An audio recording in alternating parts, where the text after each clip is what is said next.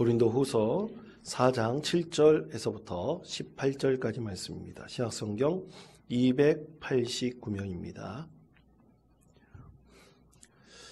이 말씀을 저와 함께 교독하시겠습니다. 제가 먼저 읽겠습니다. 우리가 이 보배를 질그릇에 가졌으니 이는 심히 큰 능력은 하나님께 있고 우리에게 있지 아니함을 알게 하려 함이라.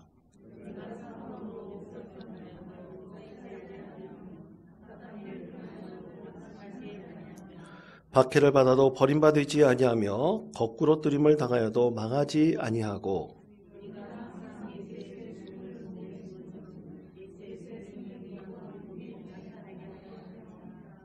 우리 살아있는 자가 항상 예수를 위하여 죽음에 넘겨짐은 예수의 생명이 또한 우리 죽을 육체에 나타나게 하려 함이라.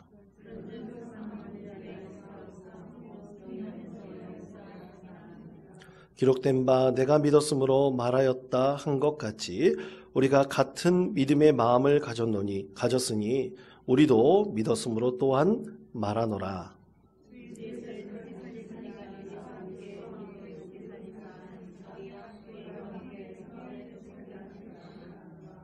이는 모든 것이 너희를 위함이니 많은 사람의 감사로 말미암아 은혜가 더하여 넘쳐서 하나님께 영광을 돌리게 하려 함이라.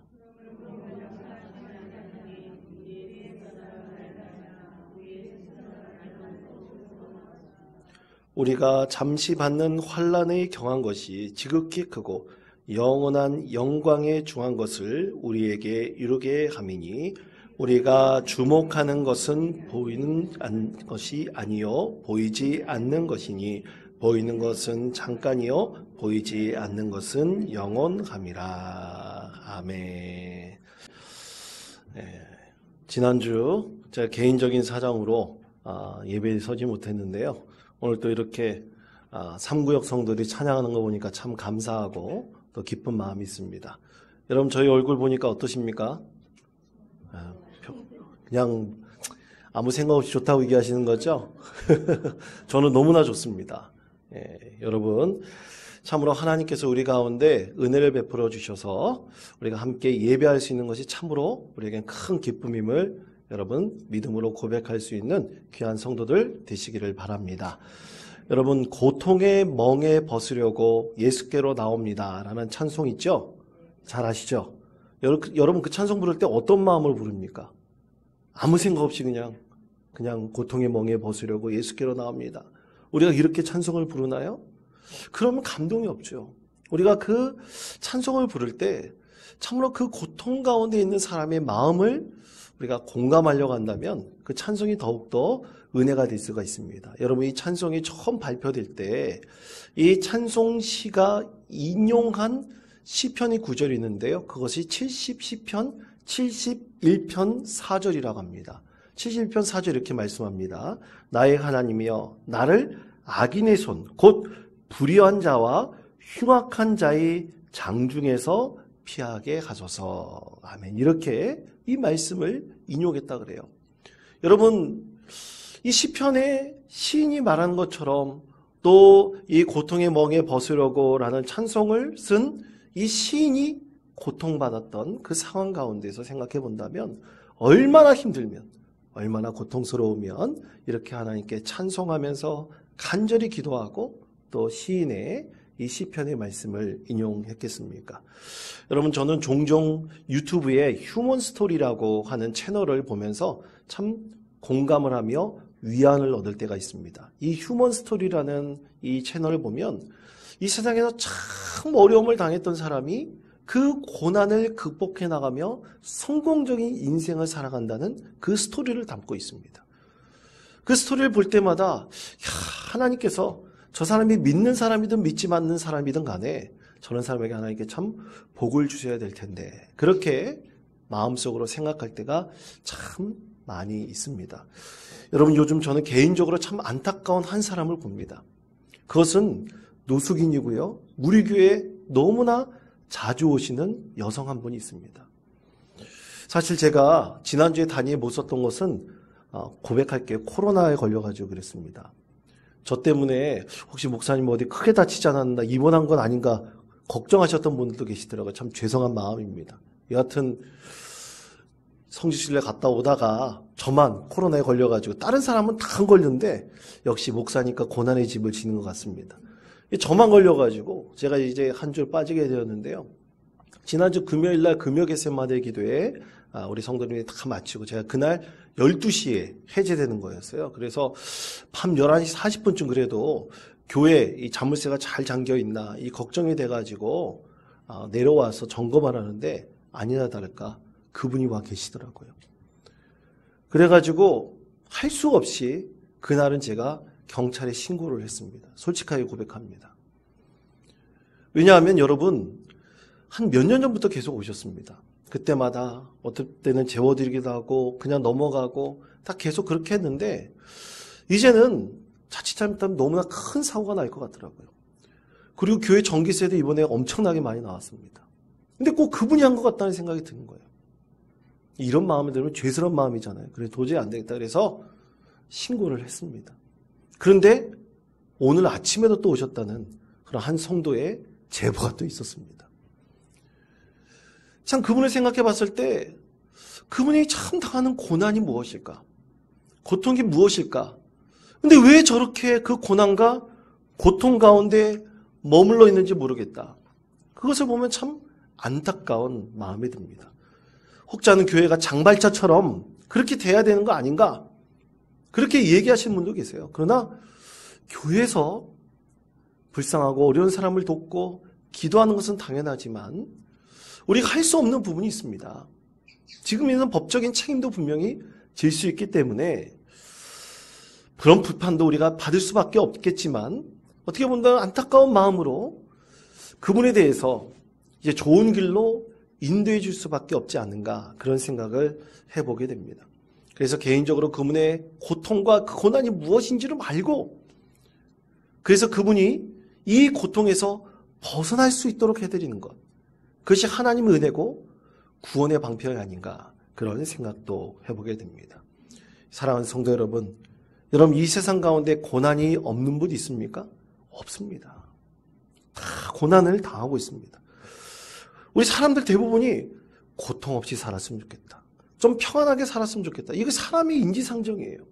이 마음 갖지 않는 사람 단 한 사람도 없습니다. 여러분 옛날에 이런 말 있죠. 젊었을 때 고생은 사서 한다라는 말 있지 않습니까? 여러분 그것이 맞는 말일까요? 틀린 말일까요? 여러분 틀린 말입니다. 사실은. 젊었을 때 누가 고생을 사서 하고 싶습니까? 요즘에 이제 제 아들, 큰아들하고 이제 같이 지내는데 아들이 이제 2월 중순이면 이제 군대를 갑니다. 근데 제가 볼 때마다 이 아들에게 야! 이 군대 가야 될 애가 왜 이렇게 게으르게 사느냐 막 핀잔할 때가 있어요. 제가 속상해가지고 솔직히 그럴 때가 있습니다. 그러면 이 아들이 그래요. 아빠는 군대도 안 갔으면서 아빠는 18개월 방해 갔다 왔어. 그러면 아빠는 현역하고 방해하고 갔냐고 이러고 싸우고 있습니다. 자기는 그래도 나중에 이제 나라를 위해서 이 헌신하고 고통받는다는 거예요. 이제 고통이 예배되어 있으니까 좀 내버려 두라는 얘기죠. 참 그 말을 들을 때도 짠하게 느낄 때도 있지만 여러분 젊은 사람들이 누가 고통을 사서 하고 싶은 사람이 어디 있겠습니까? 단 한 사람도 없습니다. 여러분 자녀들에게 물어보십시오. 야 젊어서 고생은 사서 한다 그러면 다 틀렸다고 얘기합니다. 여러분 그것처럼 사람은 어떤 고난을 당하더라도 어떤 고난을 당해도 그것이 다 자기에게는 없으면 좋겠다. 비껴갔으면 좋겠다. 그렇게 생각하는 것이 사실 사람의 마음입니다. 근데 여러분 오늘 말씀을 보시면 바울 사도는 사람이 당하는 이 고난과 고통에 대한 태도가 좀 다름을 우리가 볼 수가 있습니다. 자, 고린도후서 4장 7절에서부터 10절까지 말씀입니다. 4장 7절에서부터 10절까지 말씀을 우리 다시 한번 한 목소리로 읽겠습니다. 우리가 이 보배를 질그릇에 가셨으니 이는 하나님께 있고 우리에게 있지 아니함을 알게 하려 함이라. 우리가 사방으로 우겨쌈을 당하여도 쌓이지 아니하며 답답한 일을 당하여도 낙심하지 아니하며 박해를 받아도 버림받지 아니하며 거꾸로 뜨림을 당하여도 망하지 아니하고 우리가 항상 예수의 죽음을 몸에 짊어짐은 예수의 생명이 또한 우리 몸에 나타나게 하려 함이라. 아멘. 자, 바울 사도는 자신이 고난을 당해도 좋다라고 말합니다. 그것의 직접적인 이유는 뭡니까? 그것은 7절에 말씀하고 있듯이 나에게 뭐가 있기 때문이라고요? 보배가 있기 때문이라 이렇게 말씀하고 있습니다. 그러면 그 보배는 과연 무엇일까요? 여러분, 우리 천국 복음의 비유의 말씀에서 이런 말씀이 있죠. 마태복음 13장 44절 말씀입니다. 우리 화면의 말씀을 다시 한번 화면의 말씀 우리 함께 한 목소리로 읽겠습니다. 천국은 마치 밭에 감추인 보화와 같으니 사람이 이를 발견한 후 숨겨두고 기뻐하며 돌아가서 그 밭을 사느니라. 아멘. 예, 천국 복음의 그 비유의 말씀 중 너무나 귀한 말씀이죠.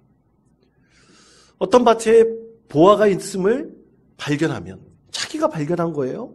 그래서 자기의 전소를 다 팔아서 그 보화를 자기가 갖지 않겠는가라는 비유의 말씀이죠.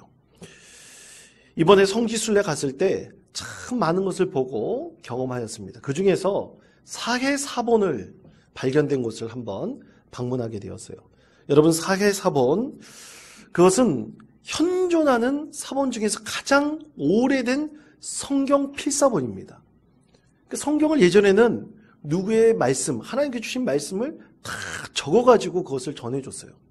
기억하든지 아니면 적어서 전해줬습니다. 근데 그 당시 사해사본이 발견되기 전에는 레닌그라드 사본이라고, 그게 가장 오래된 사본이었습니다. 그런데 사해사본이 발견돼가지고 성경 사본 중 지금까지 가장 오래된 사본으로 알려져 있습니다. 길이가 약 8.75m 정도 되는데 그 중에서 좀 유실돼가지고 8.145m 정도 현존 남아있다고 합니다. 근데 사해사본이 어떻게 발견됐느냐? 직접 가서 보니까 사해사본이 처음 발견된 이 굴을 그쪽 직접 가서 보지는 않고 멀리서 이제 사진으로 찍어가지고 우리가 가까이서 보고 멀리서 보고 사진을 찍어갖고 오기도 했는데요. 이 베두인 쪽에 그 농부가 이 염소를 키우다가 염소를 치다가 염소 한 마리 잃어버렸어요.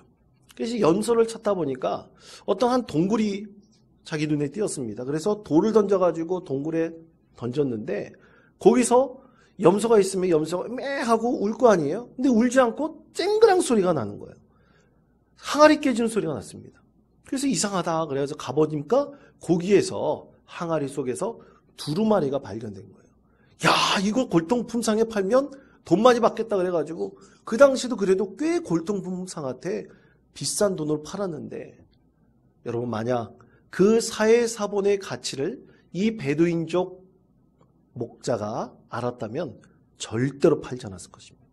돈으로 환산할 수 없는 엄청난 가치를 갖고 있는 사본이죠. 그 사본의 가치를 몰랐기 때문에 그가 골동품상에 팔았던 것이지, 그 가치를 알았다면 절대로 팔지 않았을 것입니다. 보배 중에 보배인 것이죠. 여러분, 오늘 바울 사도는 이 보배를 자신이 가졌으므로 아무리 많은 사람이 나를 비난하고 나를 고통주고 나를 고난 가운데 놓이게 한다 할지라도 나는 괜찮다, 그렇게 고백하죠. 여러분, 그러면 이 보배는 무엇입니까? 보배는 무엇이죠? 그렇습니다. 예수 그리스도입니다.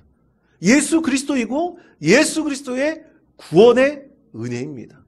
그것을 자기가 가지고 있으므로, 이것이 너무나 큰 보배이므로 나는 어떤 고난을 당해도 이 보배가 내 안에 있으므로 내가 지금 이 보배를 위해서 어떤 고난을 당해도 상관이 없다. 그는 그렇게 하나님 앞에 고백하고 있습니다. 그래서 여러분, 우리는 찬송으로도 우리 예수 그리스도가 너무나 귀한 보배 되시는 우리 주님이심을 잘 알고 있습니다. 주 예수보다 더 귀한 것은 없네. 이 세상 부귀와 바꿀 수 없네. 그 다음에 뭐죠? 이 영죽을 내 대신 돌아가신 그 놀라운 사랑 잊지 못. 세상 즐거움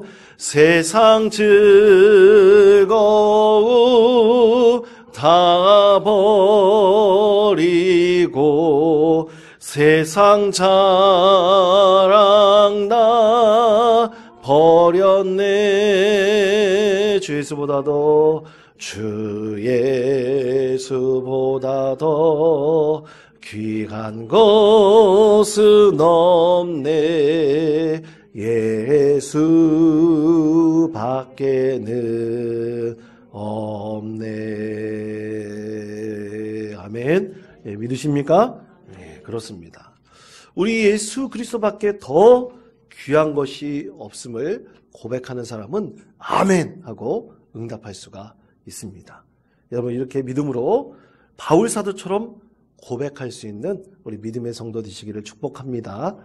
예, 그러기 위해서 여러분 믿음으로 단단히 해야 됩니다. 이것을 단디게 해야 돼요. 사투리도 단디하단 말 아시죠? 단단히 해야 됩니다. 우리가 그것을 굳건히 하고 단단히 할 때 여러분, 우리가 3일 동안 살면서 이 세상 유혹, 정욕, 탐심에 우리는 얼마나 많이 노출되어 있습니까? 여러분, 세상에 눈이 돌려보십시오. 정욕과 탐심을 유혹하는 것들이 너무나 많이 있습니다. 우리가 믿음이 예수 그리스도가 진정한 나의 가장 귀한 보배됨을 믿음으로 단단히 해나갈 때 우린 정욕과 탐심에서 이겨나갈 수가 있습니다. 그래서 바울 사도는 이 정욕과 탐심에 대해서 자기 스스로 이렇게 고백을 했습니다. 갈라디아서 5장 24절의 말씀입니다. 우리 다 같이 한 목소리로 읽겠습니다. 그리스도 예수의 사람들은 육체와 함께 그 정욕과 탐심을 십자가에 못 박았느니라. 아멘. 어떻게 했다고요? 정욕과 탐심을 십자가에 못 박았다고 믿습니다. 여러분, 이 십자가에 못 박는 것은 한 번 박아서 되는 것이 아닙니다. 매일같이 이 말씀을 묵상하면서 내 정욕과 탐심을 십자가에 못 박았습니다. 십자가에 못 박았습니다. 우리가 계속해서 상기하고 믿음으로 단단히 세워놓지 않으면 우리는 늘 정욕과 탐심에 유혹받을 수밖에 없습니다. 내가 그것에 늘 승리할 수 있는 믿음의 자녀가 되어야 합니다. 자, 그렇다면 오늘 말씀에서 예수 그리스도를 나의 보배로 삼은 바울 사도가 이 고난을 피하지 않고 그것을 담대히 받아들이는 이유가 있습니다. 그것은 두 가지입니다. 첫째는 고난이 유익이 되기 때문이고, 둘째는 고난이 감사의 제목이 되기 때문입니다. 이 두 개는 연결되어져 있습니다. 자, 그렇다면 첫 번째, 고난이 유익이 되는 것은 과연 무엇일까요? 얼마 전 이 조정민 목사님이 쓴 책 중에서 예수, 왜 예수인가라는 책이 있습니다. 다시 한번 읽어보게 되었어요. 감동이 있어가지고 다시 한번 빠르게 읽어보게 되었는데 읽으니까 또 감동이 있더라고요. 그 책에서 이 조정민 목사님이 고난에 대해서 얘기한 부분이 있습니다. 자기가 이제 목회를 하다 보니까 이 몸이 굉장히 약해졌나 봐요. 그래가지고 새벽 기도 끝나고 이제 내가 좀 운동을 해야겠다. 그래가지고 헬스장에 가서 헬스를 하는데, 그냥 헬스를 하면 여러분 헬스 되게 지루하지 않습니까? 그래서 PT 트레이너에게 좀 요청을 해서 돈이 좀 들더라도 이 트레이너에게 PT를 받으면 좀 몸이 더 괜찮고 또 계속해서 운동할 수 있지 않을까. 그래가지고 트레이너에게 요청을 했대요. 그래서 일주일에 한 두세 번 정도 이 PT 트레이너에게 트레이닝을 받는데, 이 트레이너가 옆에서 별로 가르쳐 주는 것은 없고, 똑같은 이 행동을 하라는 것을 하나 가르쳐 주고, 20번 하세요, 15번 하세요, 하나, 둘, 셋, 이렇게 구령만 계속 하더랍니다. 아니, 별 가르쳐주지도 않고 옆에서 하나 둘 구령만 하고 20번 반복하세요. 15번 반복하세요. 이런 사람한테 이렇게 비싼 돈을 주고 내가 배워야 되나? 되게 성가시기도 하고 별로 받는 것도 없는 것 같이 생각을 했다고 합니다. 그래도 트레이너 선생님이잖아요. 젊은 청년이지만 선생님이니까 선생님이 20번 하세요. 15번 하세요. 그러면서 하라는 대로 계속 했대요. 한 번 가면 한 30분 내지 40분 정도 하는데 여러분 헬스장에서 트레이너가 하라는 대로 한 3, 40분 하면 어떻게 됩니까? 무지무지 힘듭니다. 그런데 이 반복적인 동작을 할 때 자기가 너무나 힘든 거예요. 그런데 또 트레이너 바로 옆에 있으니까 좀 창피하기도 한 거예요. 부끄럽기도 했습니다. 왜냐하면 내가 이 정도도 제대로 못해가지고 힘들다고 그럴 수도 없고 하여튼 그런 마음이 있었어요. 그런데도 이 고통스러운 걸 참고 계속해서 했습니다. 그런데 어느 날 이 설교단 위에서 이 목사님이 사실은 30분 정도 설교하는 것도 이전에는 굉장히 힘들었는데 어느 순간부터 하나도 힘들지 않다는 것을 깨닫게 되었습니다. 그러면서 성경 말씀에서 고난이 유익인 이유가 과연 무엇인지에 대해서 그가 다시 한번 깊이 깨달았다고 그 책에서 고백하고 있었습니다. 여러분 그렇습니다. 우리 예수님께서 고난 받으신 이유가 무엇입니까? 이번에 그 성지순례 갔을 때에도 계속해서 성지순례에 대해서 얘기하는데요. 좀 얘기해달라는 분들이 있으시더라고요. 그래서 이 성지순례 갔을 때 이 비아 돌로로사 예수님의 받은 고난의 길 있지 않습니까? 이 고난의 길을 우리가 거의 돌아오기 전날 우리가 그 비아 돌로로사 그 체험을 했습니다. 이 체험을 했는데 여러분 비아 돌로로사 그 체험을 해보신다면 혹시 나중에 가실 일 있으면 저와 똑같이 그렇게 체험을 했을 텐데 이 비아 돌로로사에는 14개의 처소가 있습니다. 다시 말해 예수님께서 고난의 시작을 했을 때 이 가룟 유다에게 그 고발당해가지고 그 밀고 때문에 예수님께서 잡혀가지 않습니까? 그때부터 시작이 돼요. 그때부터 시작할 때 예수님께서 멈추셨고 머물렀던 곳을 한 초소 한 초소 이렇게 같이 갑니다. 그게 14개 초소가 돼요. 그래서 거기에 가다 보면 예수님께서 너무 힘들어가지고 참치 이렇게 손을 대서 기댔다는 그 벽도 있어요. 저도 벽에다 손대고 한번 사진도 찍어봤습니다. 그런 벽도 있고요. 또 13초소, 이 화면을 여러분 봐주시기 바랍니다. 마지막 13초소, 14초소가 바로 있는데 13초소는 바로 예수님이 죽으셨을 때 누웠던 이 돌, 이 관, 그 위를 말합니다. 이 돌을 말하는데 그리고 다음 사진을 봐주십시오. 14초소는 예수님이 돌아가셨을 때 예수님의 무덤을 저렇게 해놨다고 합니다. 그게 마지막 14번째 초소예요. 근데 사실 여러분 가보면 여러분도 참 좀 저와 같은 생각을 하실지 모르겠지만 거기에 여러 개의 기독교 종파가 있습니다. 그래서 예수님께서 마지막 고난받으시고 돌아가셨다는데 여러 개의 종파가 이것이 예수님의 무덤입니다. 예수님이 누우셨던 돌입니다. 뭐 이렇게 말하는 분들이 꽤 있어요. 사실 어떤 게 진실인지 아닌지 우리는 알 수는 없습니다. 여하튼 그들이 신앙에 고백하는 대로 바로 여기가 예수님께서 누우셨던 곳입니다. 여기가 예수님의 무덤입니다. 얘기하고 있습니다. 그 비아 돌로로사 14개의 초소를 다 경험하면서 우리가 깨달을 수 있는 것은 예수님께서 정말로 그 빠르게 우리가 같이 움직였거든요. 빠르게 움직이는데 그 예수님께서 이 고난의 길을 가셨다는 것을 우리가 너무나 체험적으로 알 수가 있습니다. 예수님께서는 하지 않으셔야 될 비아 돌로로사의 고난의 길을 스스로 또 안으셨습니다. 여러분 예수님께서 이것을 또 안 하셨을 때 예수님께 유익이 있었습니까? 전혀 없었습니다. 자기의 유익이 없었어요. 오직 하나님 되신 예수 그리스도께서 이 세상에 오셔서 자신의 생명을 버리시고 그것을 통해서 우리의 유익을 구하셨습니다. 그것이 예수님께서 걸어가신 고난의 길인 것이죠.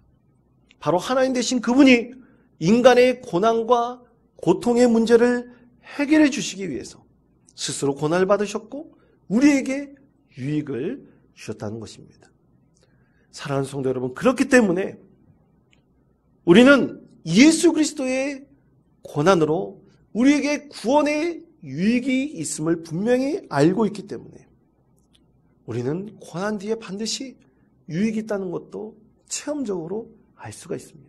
예수님께서 그렇게 먼저 고난을 받으시고 우리에게 구원의 은혜를 주셨기 때문입니다. 그러므로 사랑하는 성도 여러분, 우리가 고난 뒤에 올 유익이 분명히 있습니다.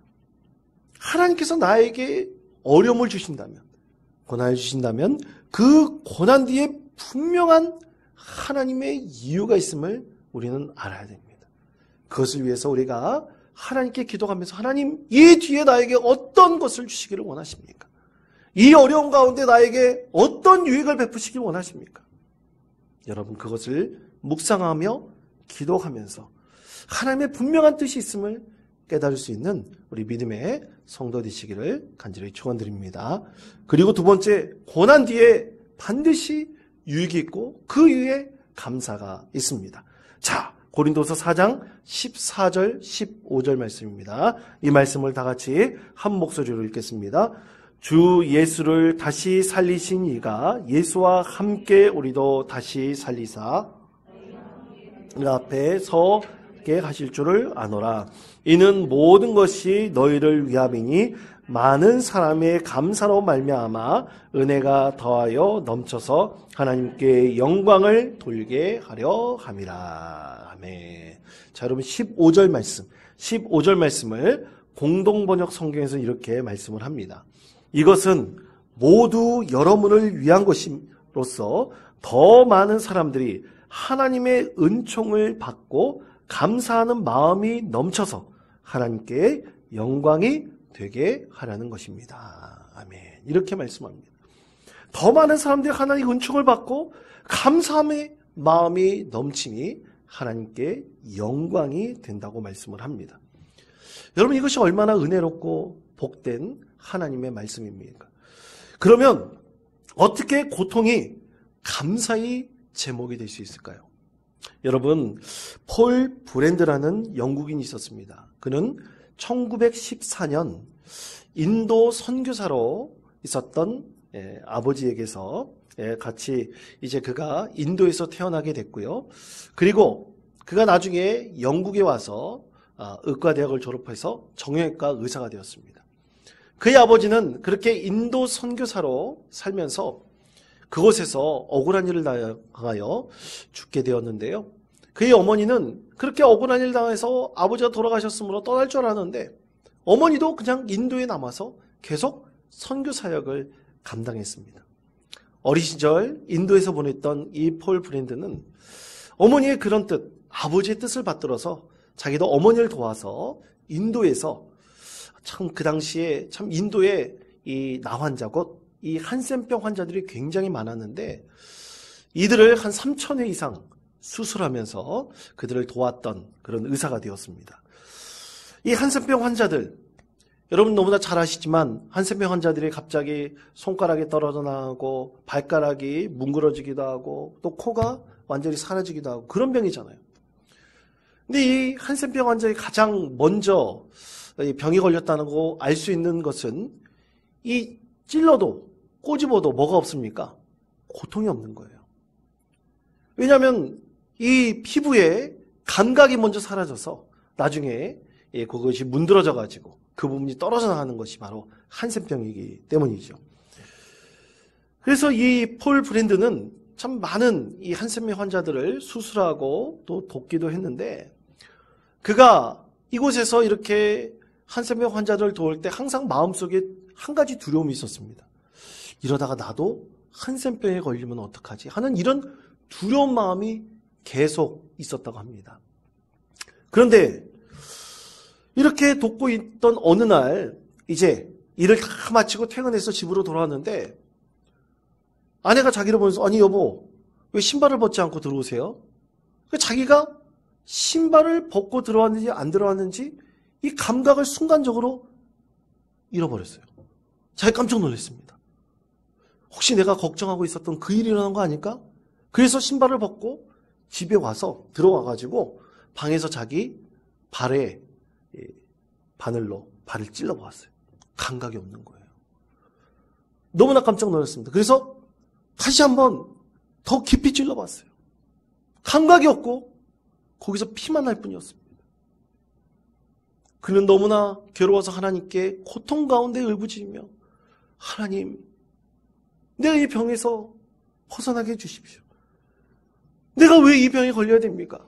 내가 이렇게 돕는데 이 고통에서 제발 벗어나게 해주십시오. 나에게 제발 고통을 돌려주십시오. 바늘을 찔러도 아플 수 있는 고통을 돌려주십시오. 그렇게 밤새도록 눈물을 흘리며 하나님께 기도하였습니다. 그렇게 통곡의 밤을 보내고 이 밤이 지나고 동이 트기 시작했어요. 그가 충혈되고 부은 눈으로 여전히 눈물을 흘리고 있으면서 다시 한번 바늘을 이 발을 찔러봐야 되겠다. 그래서 다시 바늘을 들고 발을 찔렀는데 그때 으악 하면서 소리를 질렀대요. 잠시 발이 마비가 됐었나 봐요. 무슨 일이 있었는지 모르지만 마비가 돼서 그때 고통을 못 느꼈던 것입니다. 일시적인 마비 현상이 끝나고 나서 그는 눈물을 흘렸어요. 근데 눈물이 고통의 눈물입니까? 바늘을 찔러서 고통의 눈물일까요? 아닙니다. 기쁨의 눈물을 흘렸습니다. 그리고 하나님께 감사하게 드렸습니다. 하나님, 고통을 다시 돌려주셔서 감사드립니다. 그렇게 하나님께 기도하였다고 합니다. 여러분, 고통을 돌려준 것에 감사한다. 과연 그렇게 기도할 수 있겠습니까? 여러분, 오늘 우리에게 잠시 우리가 고통의 상황 가운데 놓일 수 있고요. 그 가운데 우리가 빠질 수 있지만 고통 뒤에는 반드시 유익이 있고 그 유익 뒤에는 오늘 폴 브랜드 이 정형외과 의사처럼 하나님께 감사의 제목을 올려드릴 수가 있습니다. 사랑하는 성도 여러분, 우리에게 지금 어려움이 있습니까? 우리 말 못하는 어려움이 있을 수 있습니다. 저도 마찬가지입니다. 저도 말 못하는 어려움을 당할 수도 있습니다. 그것이 너무나 고통스러울 때도 있습니다. 그러나 여러분, 이 모든 것을 믿음으로 이겨낼 수 있는 바울 사도와 같은 은혜의 사람이 되시기를 간절히 축원드립니다. 이 말씀 우리가 기억하면서 우리 마음에 변치 않고 늘 하나님께 기도하며 은혜를 구하며 고통 뒤에는 하나님의 분명히 이유가 있으므로 그것에는 반드시 하나님께 주신 유익이 있고 그 뒤에 우리가 감사의 제목으로 하나님께 영광 올려드릴 수 있음을 깨닫고 늘 믿음 가운데 승리하는 복된 성도 되시기를 간절히 축원드립니다.